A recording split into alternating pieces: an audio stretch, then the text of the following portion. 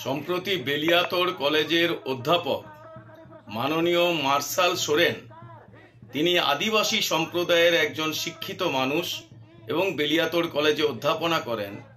তাকে বেলিয়াতোড়ের শাসক দলের মদতপুষ্ট কিছু মদ্যপ যুবক স্বাধীনতা দিবসের আগের দিন 14ই আগস্ট যেভাবে নিগৃহীত করেছে এবং অপমানিত করেছে, তার বিরুদ্ধে থানায় অভিযোগ জানানো সত্ত্বেও দলদাস পুলিশ প্রশাসন, বেলিয়াতোড়ের পুলিশ প্রশাসন কোনো ব্যবস্থা নেয়নি।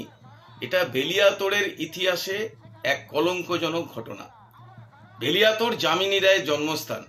বেলিয়াতোড় কৃষ্টি সংস্কৃতির দিক থেকে অনেকটাই উন্নত। এই ঘটনা বেলিয়াতোড়ের মানুষকেই অপমান করেছে বলে আমরা মনে করি।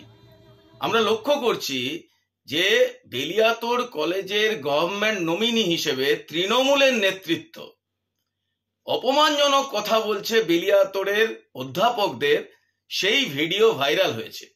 ফলে অধ্যাপকদের অসম্মানিত করার জন্য কারা জড়িত এবং কারা যারা এই দুষ্কৃতিকারী, যারা মদ্যপ, তাদেরকে বাঁচানোর চেষ্টা করছে এবং তাদেরকে পরোক্ষে মদত দিচ্ছে, এটা মানুষের কাছে প্রতিদিন পরিষ্কার হচ্ছে।